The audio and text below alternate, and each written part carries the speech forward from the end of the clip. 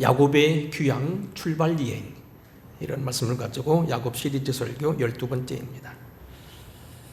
과학과 천문학 등 모든 기술 이공계의 근간이 되는 수학의 세계에 카르다노라고 하는 유명한 수학자가 있다고 얘기합니다.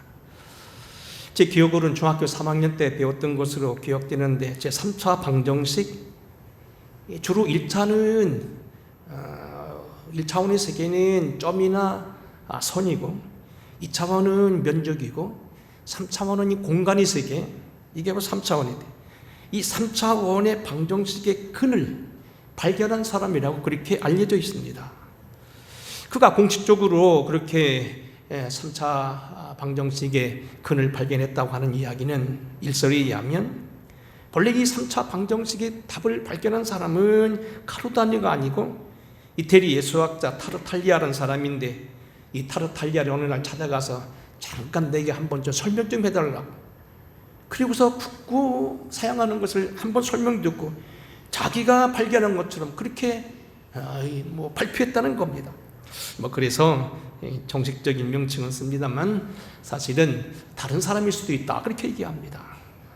아무튼 그는 수학적으로는 아주 유명한 사람이라서 이 3차 방정식의 근을 설명했을 뿐만 아니라, 또 하나 우리 게임 산업이나 그 당시 모든 다른 게 발견되는 금융 산업이 발전되는 이런 확률을 발견한 사람이라.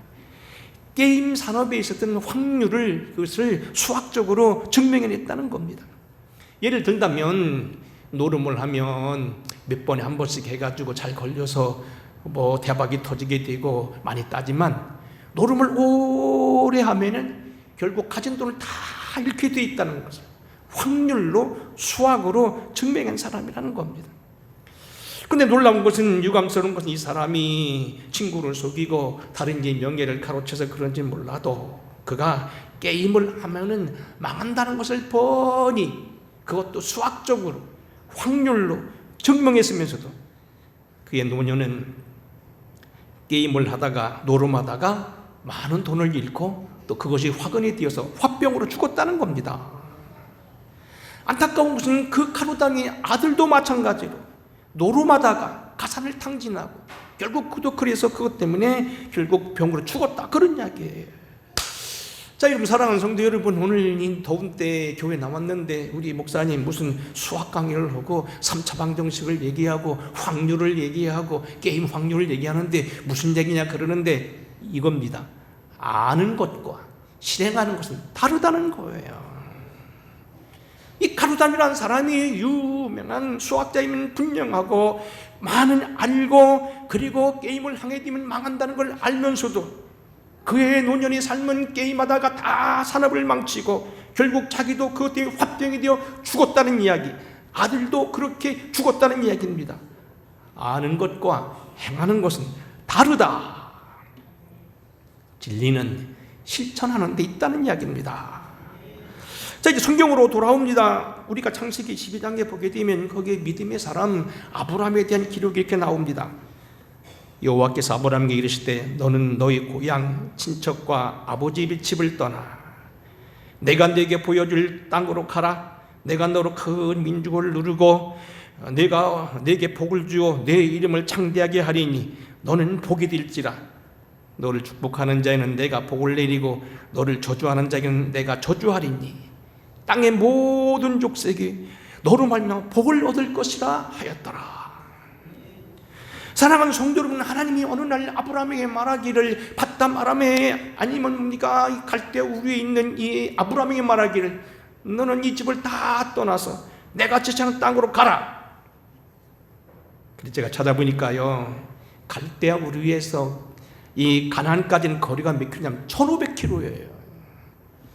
여러분, 서울서 부산까지 고속도로가 비틀비틀 나 있습니다만 그 거리가 380km입니다. 400km 잡고 1600km면 서울과 부산을 2번을 왕복하는 거리입니다. 사람이 하루에 빨리 걸어서 30km를 걸어도 50일을 가야 되는 거리고요, 사람이 30km 걷는 사람 없거든요. 더구나 가족을 데리고 소와 양을 데리고 먼 길을 가는 사람이 쉬다가 물을 보충하고 이러게 저러게 하고 병나고 빨래하고 하다 보면 적어도 이 거리는 3개월 내지 6개월을 가야 되는 요즘 먼 거리였다는 겁니다. 근데 보세요, 아브라함은 마침내 그 길로 들어갔다는 거예요. 창세기 11장에 보게 되면 여행 중 아브라함이 하란에 이르렀을 때 그의 아버지 테라가 갑자기 세상을 떠납니다. 또 그 이전에 거기 기록에 보게 되면 아브라함의 동생이요 롯의 아버지였던 하란이 갈대우르에서 이미 죽습니다. 읽어보겠습니다. 창세기 11장 31절입니다. 테라가 그 아들 아브람과 하란의 아들인 그의 손자 롯과 그의 며느리 아브람이 아내 사레를 데리고 갈대아인의 우르를 떠나 가나안 땅으로 가고자 하더니 하란에 이르러 거기 유하였으며 테라는 나이가 205세가 되어서 하란에서 죽었더라. 테라의 족보는 이러하니라. 테라는 아브람과 나홀과 하란을 낳고 하란은 롯을 낳았으며 하란은 그 아비 테라보다 먼저 고향 갈대아인이 우르에서 죽었더라. 아버지가 도중에서 돌아가시고 그의 동생은 미리 죽어서 이런 상을 당했는데도 불구하고 그는 끝까지 이 명령을 유지했다는 얘기입니다. 여러분, 그런가 하면 아브라함은 그 땅에 도착해서도 뭡니까? 가뭄이 찾아옵니다. 창세기 12장 10절입니다. 그 땅에 기근이 들었으므로 아브라함이 애굽에 거류하려고 그리로 내려갔으나 이는 그 땅에 기근이 심하였습니다. 우리가 잘 아는 대로 그는 물을 따라 결국 남방으로 가다가 이집트에 이르렀을 때 결국 아내까지도 뺏기고 큰 봉변을 당하게 됩니다. 여러분, 오늘 우리가 집중적으로 공부하겠습니다만 오늘 이 아브라함이 왜 아브라함이냐, 그가 왜 믿음의 조상이라고 하느냐, 이 모든 난관을 다 이기고 끝까지 믿음을 지키고 하나님의 말씀을 이루었다는 겁니다. 당시 아브라함의 나이가 몇 세냐면 75세입니다. 이 아브라함이 여호와의 말씀을 따라갔고 롯도 그와 함께 갔으며 아브라함이 하란을 떠날 때 75세였더라. 여러분, 역시 우리가 75세는 요즘에는 다들 수하셔서 80이 돌아가셔도 서운한 때가 되었습니다만 역시 당시 75세는 적은 나이가 아닙니다. 그런데 보세요, 5절입니다. 아브라함이 그의 아내 사레와 조카 롯과 하란에서 모은 모든 소유와 얻은 사람을 이끌고 가나안 땅으로 가려고 떠나서 마침내 가나안 땅에 들어갔더라. 먼 거리 상사가 일어나서 아버지가 죽고 동생이 죽고 그 땅에 가뭄이 닥치고 가는 길이 쉽은 길이 아니고 도처에 강도들과 도적이 출몰하는 그러한 당시 치안이 확보되지 않은 사이에서 하나님은 그에게 주신 명령을 지키기 위해서 아브라함 그 일을 갖다 마침내 이루었다는 겁니다. 아브라함의 위대함이 여기 있다는 겁니다. 물론 우리가 성서 구속사적으로 아브라함이 또 위대한 건 있어요. 왜냐하면 하나님의 심판이 노아의 홍수로 끝났습니다.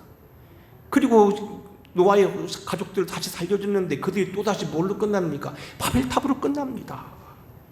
낙원 시대 결국 그들은 신라원으로 끝나고요. 인간 자유 양심 시대는 결국 노아의 홍수로 끝나고요. 인간 통치 시대, 자유 통치 시대는 결국 그들이 바벨로 망하는 이러한 계속적인 하나님 앞에 배반의 역사가 있는데도 불구하고 아브라함이 부름을 받고 그 일을 이뤘다는 얘기인데 그 아브라함은 결국 마침내 하나님의 말씀대로 들어갔다는 거예요.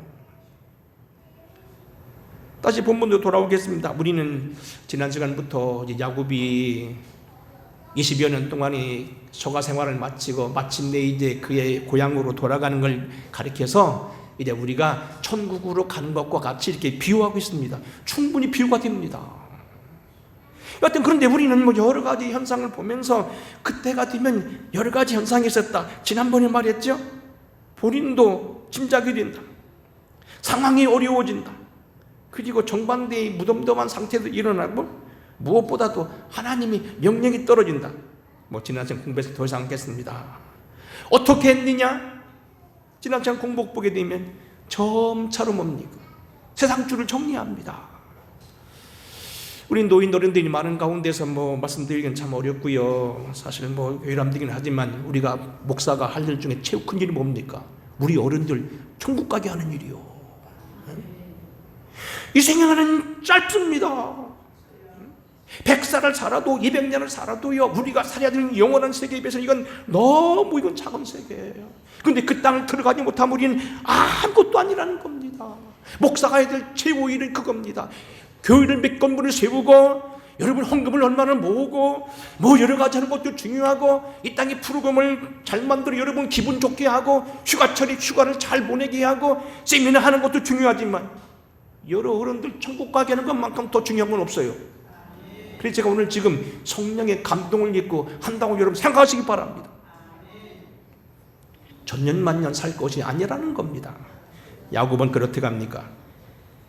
야곱이 사람을 보내어 라헬과 레아를 자기 양떼가 있는 들로 불러다가 그들에게 이르되, 내가 그대들이 아버지 안색을 본 적 내게 대하여 전과 같지 아니하도다. 그러할지라도 내 아버지 하나님은 나와 함께 있었느니라. 이젠 여기는 끝났다는 겁니다. 얼마 안 있으면 우리는 이 세계를 정리해야 된다는 겁니다. 물론 오늘 이단자가 말하듯이 오늘 내일 천국 마지막이 오고 미세먼지 조금 내리고 새만금이 어떻고 날씨가 굽으니까 금방 죽을 것 같으니까 여러분 짐 싸들고 다 집 팔아가지고 교회로 모이라, 그렇게는 하지 않지만 우리가 뭡니까? 세상을 지금 잘 봐야 된다는 거예요. 점점 세상을 정리하고 때로는 우리가 하나님 앞에 설 준비를 해야 된다는 겁니다. 이보다 더 소중한 건 없다는 얘기입니다. 그런가 하면 이 길은 어떤 길이었습니까? 온 가족이 다 가야 될 길이었습니다. 야곱이 일어나 자식들과 아내들을 낙타들을 태우고 그 모든 가축과 모든 소유물 곧 그가 밧담 아람에서 모은 가축을 이끌고 가나안 땅에 있는 그의 아버지 이삭에게로 갔다. 오늘 본문 말씀입니다. 야곱이 떠나갈 때 당신만 간 게 아닙니다. 당신만 홀짝 구원받고 나만 간다고 좋아하면 떠난 게 아니라는 얘기입니다. 이 말은 무슨 얘기냐면 같이 죽어야 된다는 얘기는 아닙니다. 하나님 앞에 죽고 사는 문제는 하나님이 하실 일이고요. 주님께는 천년이 하루 같고 하루가 천년 같으니까 그까지가 몇 년 뒤에 돌아가시냐, 많이 적게 돌아가시냐, 그건 관계없습니다. 나이 먹고 돌아가시나 연세 많아 돌아가시나 하나님께는 좀 것 같습니다. 문제는 뭐냐면 그 길로 가야 된다는 거예요. 앞으로 여러분 10년 뒤에 너무 10년 뒤에 또 속상하실 것 같고 20년 뒤에 돌아가시는 분이 계시고 100년 뒤에 돌아가시는 분이 계시고 또 어떻게 돼가지고 뭡니까? 200년 뒤에 돌아가신다 하더라도 그 길로 가야 된다는 겁니다. 주 예수를 믿으라 그리하면 너와 네 집이 구원을 받으리라 하는 말씀대로 여러분 가정의 자녀들이 다 예수 믿어야 된다는 겁니다. 여러분의 자녀들이 심지어는 대통령까지도 이 나라 이 민족에 있는 모든 백성들 하나라도 사법부, 행정부, 입법부의 모든 사람들도 때로는 뭡니까? 미망인들이 등쳐먹고 그들을 위해서 어떻게 하고 하는 그런 사람까지라도 회개하고 예수 믿고 구원받는다는 겁니다. 큰 구원이란 얘기입니다. 이제 거기까지가 지난주에 공부했고 이제 오늘은 그 다음번입니다. 오늘 요점은 이겁니다. 발을 내딛고 길을 가기를 시작했다는 겁니다. 이행의 문제입니다. 이미 제가 서두에 여러분 어렵게 말씀한 수학계 카로단이라는 사람이 있었는데 그 사람이 유명한 수학자이면 분명한데 그 사람이 게임을 하면 망한다는 그러한 법칙을 그것도 아니고 수학적으로 풀어놓은 사람이 게임을 하다가 결국 노름하다 죽었다고, 그 아들까지도 결국 화병이 나서 그래서 죽었다고. 이론과 실행은 다르다는 겁니다. 실행해야 된다는 겁니다. 야곱이 일어나 자식들과 아내들을 낙타들에게 태우고 그 모든 가축과 모든 소유물 곧 그가 밧담 아람에서 모은 가축을 이끌고 가나안 땅에 있는 그의 아버지 이삭에게로 가려 할세 그랬습니다. 실행에 옮기는 겁니다. 이 말은 무슨 얘기냐면 영적으로 그런 얘기입니다. 예수 믿어야 돼. 우리 남편 예수 믿게 해야 돼. 우리 아들 예수 믿게 해야 돼. 하지 말고 믿게 하라는 겁니다. 완전치만 않지만 교회 나오게 해야 된다는 겁니다. 앞으로 나가겠지 해야 된다고 생각하지 말고 실행에 옮기라는 겁니다. 우리 아들 예수 믿어야 돼. 그래야 복 있는 거고, 내가 기도해야지 기도만 해야지 할 게 아니라 기도를 해야 된다는 겁니다. 실행에 옮겨야 된다는 겁니다.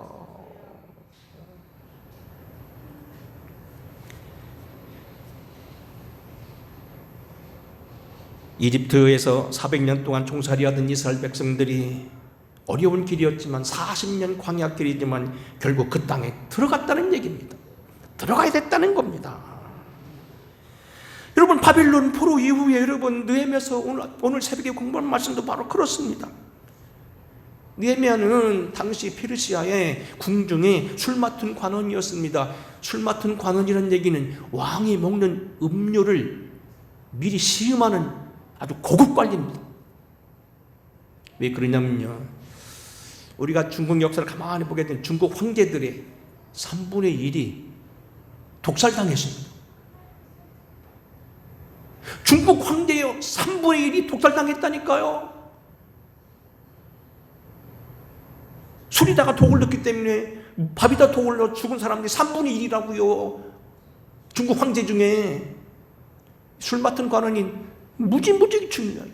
음식물을 책임지는 사람이고, 마셔보는 사람이고, 최고의 건강을 책임지는 사람이에요. 고급 관리입니다. 당시 페르시아는요 전 세계 최고의 나라였습니다. 그러던 느헤미야가, 어떤 사람들이 자기 나라를 여행하고 돌아와서 뭐라고 하냐면, 예루살렘 성에 가보니까 그 성에 다 불타고 성곽은 허물어지고 성문은 불타고 사람들은 가난 가운데 있다는 소리를 듣고 금식을 하며 웁니다.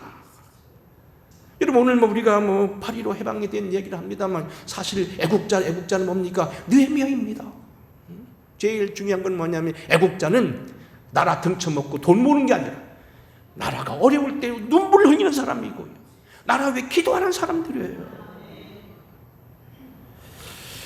지금도 참 감격이 있지 않는 것은, 제가 종무 시절에 중국을 우리 남선교회 청장년 선교회들과 같이 여러 번 중국을 갔습니다. 저쪽에 저쪽에 밑에 섬 여러 곳 가고, 한 번은 북쪽을 갔어요. 그래서 압록강 수풍댐, 단동, 그걸 여러 번 가봤지만, 특이하게 거기 선교사를 20년 하던 어떤 장로님이요 직접 인솔했는데, 놀라운 건 뭡니까? 우리 한인 교회들 거기 가린 그 사람들이 조선족들이 하는 마당에 무궁화가 있습니다. 들어간 입구가 전부 무궁화로 되어 있습니다. 여러분, 무궁화 심습니까? 참 우리가 생각해보면 고마운 일이에요. 한 번은 백두산에서 이제 천지를 보게 되고 훈춘 쪽으로 쭉 이동을 하는데 화장실이 없습니다. 휴게소가 안 나와서 쩔쩔맵니다. 그때 그 인도한 장로님이 그러십니다. 여기 조금만 더 가면 만주벌판이죠. 한국촌 마을이 나옵니다. 거기 가시면 화장실 있을 겁니다. 도착하자마자요 아줌마들이 왔어요. 우리 화장실을 쓰라는 거예요. 또렷한 한국말입니다. 또 그리고 놀라운 건 뭐냐면, 그 만주에 있는 그 집들이 이렇게 기와집으로 딱 됐는데, 기와집이요 이렇게 내려와서 옆에 추조를 만들 때 이렇게 내려와서 한번 꺾은 건 한쪽이고, 그냥 내려와 이렇게 반듯이 세운 것은 중국 사람인데요, 꺾은 집이 얼마나 많은지 모릅니다. 집을 지을 때 이렇게 만드는 게 쉽습니까? 꺾어 만드는 게 쉽습니까? 꺾어 만드는 것이 제가 볼 때는, 저는 전문가는 아니지만 2배는 어려울 거예요. 그들은 고집을 세우면 나는 한족이라는 겁니다. 나는 한민족이라는 겁니다. 지금까지도 그 나라 사람들은요, 만주족 사람들은, 만주 살고 있는 조선족들은요 한국말을 잊어버리지 않고요, 집을 지어도 끝까지 고집해서요, 집을 지어도 한국풍을 그대로 낸다고요. 차별대우 받아도 그것을 눈알 끔찍 않는다고요. 그리고 거기 만주 가면 모든 가게들이 뭡니까? 전부 한국 간판 다 붙였다고요. 지금도요 한국말이 통한다고요, 똑같이. 여러분, 느헤미야가 그랬습니다. 자기는 황제의 신하로서 지금 고급 관리가 되고 부귀영화를 누리고 있었고 엄청난 권세를 누리고 있었지만, 자기 고향 땅이 지금 예루살렘 성성에 불타고 지금 원수들에서 그렇게 되고 여우들이 노는 땅이 되었다는 소리 듣고서는 눈물을 흘려 기도합니다. 그리고 이것을 빌미로 해서 결국은 그가 총독이 되어서 황제의 명을 받고 총독이 되어 갑니다. 총독이 되어 와서 그가 얼마나 했었나 하는 것은 애국자의 모습을 보려면 여러분 느헤미야서 봐야 되고, 오늘 시간이 없으니까 여기까지만 하겠습니다. 고향 땅에 도착한 느헤미야는 갖은 어려움을 당합니다. 대적들이 분노하고 비웃고 야유합니다. 성성을 다시 짓는 걸 방해하는 사람들이었습니다. 협박하고 군사령을 통해서 입소문을 내면서 방해할 걸 얘기하고 황제에게 고발을 하겠다고 그들을 으름장을 놓습니다. 만나서 죽이려고 만나자고 한번 하고 함정을 만듭니다. 때로는 헛소문을 퍼뜨려서 하나님의 성령이 말하는데 저 사람은 거짓 것이라고 말하면 그렇게 소문을 뻗칩니다. 기회만 나면 군대를 동원해서 헐어버리려고 그들이 사업을 방해합니다. 하지만 그렇답니다. 한 손에는 연장, 한 손에는 횃불을 들고 밤을 밝혀서 이를 간수해서 52일 만에 성전을 완수해냅니다. 성경 역사가 52일 만인 엘루월 25일에 끝남에 우리의 모든 대적과 주위에 있는 이방 족속들이 이를 듣고 다 두려워하여 크게 낙담하였으니 그들이 우리 하나님께서 이 역사를 이루신 것을 알미더라. 온갖 난간과 역경과 조롱과 비방과 그를 하는 모함과 그를 위협하는 것이 있었지만 그는 모든 걸 이기고 하나님의 영광을 드러냈다는 겁니다. 몸된 교회는 그래야 됩니다. 여러분 조금 어려웠다고 그걸 여러분 핑계하면 안 됩니다. 여기 나왔은 게 하나 더 말씀합니다. 아브라함에 대한 얘기입니다. 우리 성경을 연구하다 보면 예수님의 조상이었던 아브라함을 깊이 연구해야 되는데 아브라함, 모세, 다윗 그의 인물들 우리가 조심해서 봐야 됩니다. 그가 어떻게 해서 위대했습니까? 100세에 낳은 아들을 갖다 바치라고 했을 때 순종하는 모습을 보십시다. 창세기 22장 1절입니다. 그 일 후에 하나님이 아브라함을 시험하시려고 그를 부르시되 아브라함 하시니 그가 이르되 내가 여기 있나이다. 아브라함에게 이르시되 여호와께서 이르시되 네 아들 네 사랑한 독자 이삭을 데리고 모리아 땅으로 가서 내가 네게 일러준 한 산 거기서 번제를 드리라. 그 다음 보세요. 아브라함이 아침에 일찍이 일어나 나귀의 안장을 지우고 두 종과 그의 아들 이삭을 데리고 번제 쓸 나무를 쪼개어 가지고 떠나 하나님이 자기에게 일러주신 곳으로 가더니 그랬습니다. 먼 거리라고 했습니다. 근데 아까 저기 먼 거리 아니죠. 여하튼 사라를 데려가지 않습니다. 왜 그랬을까요? 사라가 아브라함이 자기 아들 번제 바친다 드리면 입에다 막 돌 품고 막 난리나겠죠. 아들 죽이려고 하는 이런 미친 논양 받냐고 얼마나 울어 퍼대고 난리 났거든요. 그러니까 슬그머니 떼놓는 거예요. 하나님, 나는요 예물 드리려고 했는데 사라가 방해해서 못 드렸습니다 하고 지금 핑계거리를 가져가는 게 아니에요. 딱 아예 제껴놓는 거예요. 그리고 아침 일찍이 첫 번부터 순종할 마음을 가지고 간 거예요. 그 다음 보세요. 거기 보면 아브라함이 이에 번제 나무를 가져다가 그의 아들을 이삭에 지우고 자기는 풀과 칼을 들고 동행하더니 아브라함이 아침에 일찍 일어나 나귀 안장을 지고 거기 그 다음 또 내려가면 어떻게 합니까? 조금 내려가면은 이에 아브라함이 종들에게 이르되 너희는 나귀와 함께 여기서 기다리라. 내가 아이와 함께 저기 가서 예배하고 우리가 너에게로 돌아오리라 하고 먼 사울길을 걸어서 이제 예루살렘 결국 지금은 솔로몬 성전이 있는 그 자리입니다. 아라오나의 타작마당 다 같은 자리거든요. 바로 이 아브라함이 이삭을 바친 곳입니다. 저 밑에 산 밑에다가 너희들 여기 있어라. 왜? 종들이 또 날릴 거 아니에요. 우리 주인님 헷가닥 하셨다고 망년 들었다고 난리를 필 테니까요. 종들을 데려가면 안 돼. 그러니까 종들을 너희들 여기 있어라. 우리 둘만 가서 예배 드린다. 너희들 기다리고 있어라 해놓고는요. 둘만 싸닥싸닥 올라가서 거기서 번제를 드렸다고요. 핑계거리를 아예 제꼈어요. 저 같았으면 슬그머니 뒤따라와 하다가 내가 잡념 신용하게 되면 종들이 말리면 거봐요 하나님 나 드리려고 했는데 종들이 말려서 못 드리시오. 그럴 거 아니야. 하나님은 야곱의 아브라함 이 마음을 보신 거예요. 우리가 여러분 아브라함 하고요. 매 때마다 일마다 어려움 당할 때마다 내가 네 아비 아브라함 때문에 내가 복을 주어 창대케 하리라. 네 조상 아브라함 이삭의 하나님 야곱의 하나님이 너와 함께 한다고 말한 이유가 무엇입니까? 아브라함은 하나님이 뭡니까? 절대적인 순종, 절대적인 정직, 순결함 가운데 하나님을 전심으로 믿었다는 거예요. 하나님이 말한 것은 주후도 핑계거리를 두지 않고 주후도 자기에게 뭡니까? 그것을 방해할 요소를 아예 처음부터 제거하고 전심을 다했다는 거예요. 나라를 사랑해 능근히 자기 좋은 걸 놓고 법을 만들어도 자기 편에 유력이 만들고 그게 아니라는 겁니다.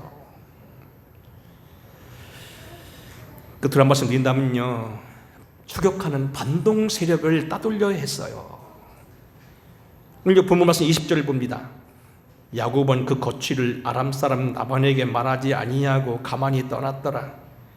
그가 그의 모든 소유를 이끌고 강을 건너 길르앗 산으로 향하여 도망한 지 3일 만에 다윗이 도망한 것이 라반에게 들린지라. 다 같이 23절 같이 읽어보겠습니다. 23절 시작. 라반이 그의 형제를 거느리고 7일간을 쫓아가 길르앗 산에서 그에게 이르렀더니 그랬습니다. 라반이 지금 칼을 들고 옵니다. 오늘은 여기까지 설교하고 이게 굉장히 중요한 겁니다. 나의 거듭남을 싫어하고 예수 믿는 걸 싫어하고 천국 가는 걸 싫어해서 누가 쫓아오냐고요? 마귀가 쫓아온다는 거예요. 내가 하나님의 백성 되고 내가 하나님 앞에 정직하게 살고 하나님의 이름을 찬양하는 그런 죄종이 되는 것을 저가 뭡니까? 너무 싫어한다는 거예요. 도대체 이것은 무슨 얘기냐? 이거 굉장히 중요한 얘기거든요. 예수를 잘 믿는 듯 하다가요 반드시 좋은 일만 있는 게 아닙니다. 시험이 닥쳐옵니다. 이집트를 떠나온 출애굽 백성들에게도 바로왕이 병거를 동원하고 쫓아왔습니다. 우리가 철벽전에서 공부하는 데는 뭡니까? 장망성을 떠나온 기독교가 집을 떠나왔을 때 사람들이 수군거리고 막 비웃습니다. 저가 미쳤다고. 어떻게 이것을 떨쳐버리냐 하는 얘기는 다음 시간 하겠습니다만 중요한 건 뭡니까? 일단 우리는 뭡니까? 믿음으로 출발해야 된다는 겁니다. 그리고 이 시험을 이겨야 된다는 겁니다. 여름철 많이 더워지셨습니다. 제가 전화 받기는 공식적으로 가족들하고 꼭 그런 자리가 없어서 안 돼서 가족들끼리 행동학대에 빠져있는 몇 분 있었고 또 몇 분들이 병석에 지금 계시고 입원해 계셔서 지금 못 들어오신 분도 계십니다만 여하튼 여러분들은 뭡니까? 이 신앙의 계절에 꼭 기억할 것만 실천에 옮기셔야 됩니다. 아니 말도 예수 교회에 들랑달랑 헌금도 좀 했는데 천국 못 가시면 안 되잖아요. 응? 맨날 뭡니까? 이 물에서 왔다 갔다 비 들이면 안 되잖아요. 발을 담그고 직접 물로 닦아야 되잖아요. 응? 물고기를 잡아내야 되고요. 실천이 중요하다는 거예요. 대학에 들어가면 입학금을 어떻게 내나, 도의제 가서 공부하면 하숙제비는 어떻게 내나, 또 등록금은 누가 주고, 교육 파송은 어떻게 받고, 목회는 어떻게 하고, 독신으로 살면 되겠지만 목회하려면 장가는 가야 된다는 결혼은 누구랑 하나 걱정했는데 지금 제 얘기하는 겁니다. 은퇴를 지금 눈앞에 두고 있습니다. 나보고 어저께 어떤 청년이 저 뒤에 앉아 계시고 나보고 그러더라고요. 목사님 그렇게 나이가 많은지 몰랐다고. 저도 70에 바라봅니다 지금. 근데 문제는요, 하려고 하니까 되고 하나님이 이루시더라는 거예요. 하나님이 막아주시다는 겁니다. 여러분, 우리는 문제는 뭡니까? 이행하셔야 됩니다. 언제만 뱅글뱅글 돌아다닐 게 아니고 예수님 믿으셔야 되고요, 등록하셔야 되고요, 여러분들이 믿음으로 결단하셔야 되고요, 기도해야지 하지 말고 기도를 하셔야 되고요, 주님이 충성해야지 말까 아니라 시작을 하셔야 됩니다. 그리고 다음 시간에 꼭 놓고 미리 얘기합니다만, 반드시 우리는 그냥 두지 않습니다. 뒤따라옵니다. 이건 내가 헛일했나? 아브라함이 갈 때 아버지가 죽었어요. 우리가 당하는 일 중 가장 큰 일 중에 아버지 돌아가는 일 중에 하나겠죠? 주춤했을 거요. 이거 내가 잘못 왔나? 동생이 죽었네. 이거 이래서 내가 잘못해서 그랬나? 예수 잘못 믿었나? 안 그러겠어요? 얼마나 어려움이 많았겠어요? 이리저리. 그렇지만 그는 끝까지 했어야 됐다는 겁니다.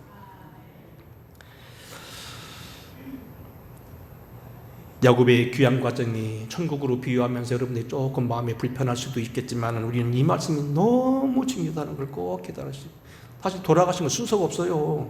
아무도 몰라요. 언제 어떻게 불러도 아멘 할 수 있어야 돼요. 이 일만큼 분명히 우리가 반드시 해야 되겠다. 오늘 꼭 기억하셔서 여름철에 교회 나오신 거 너무 감사하고요. 나 오늘 또 몇 분들은 못 나오실 줄 알았는데 나오셔서 너무 감사하고요. 믿음 안에 있는 축복이 여러분에게 큰 능력이 되어서 아브라함의 복을 이루시고 야곱처럼 기어코 하늘의 세계의 축복을 이루어서 큰 기업을 이루는 저와 여러분 되기를 주의 이름으로 축원합니다. 고마우신 아버지, 이날도 저희들에게 주님을 사모할 수 있는 마음을 주셨음을 감사합니다. 그 먼 길을 야곱이 가면서, 가족과 함께 가면서 실천에 옮기고 믿음의 길을 떠난 것처럼, 아브라함이, 느헤미야가, 모세가, 그리고 하나님의 백성들이, 위인들이 끝까지 이 일을 끝까지 실행에 옮겨서 실천에 옮겼던 것처럼 우리들의 신앙이 열매 맺게 하여 주시옵시고 아름다운 구원을 이루어내도록 도와주시옵소서. 기도하리라 100번을 얘기해도 한 번 기도하는 것 맞지 못하고, 내가 주를 위해 일하리라 100번을 말해도 한 번 충성하는 것만 낫지 않다는 걸 기억하면서 내가 실천하며 실행에 옮기며 주님께 나아가는 우리 모두가 되게 하시옵소서. 예수님 거룩하신 이름 받들어 간절히 축복하고 기도하옵나이다. 아멘. 찬양하겠습니다.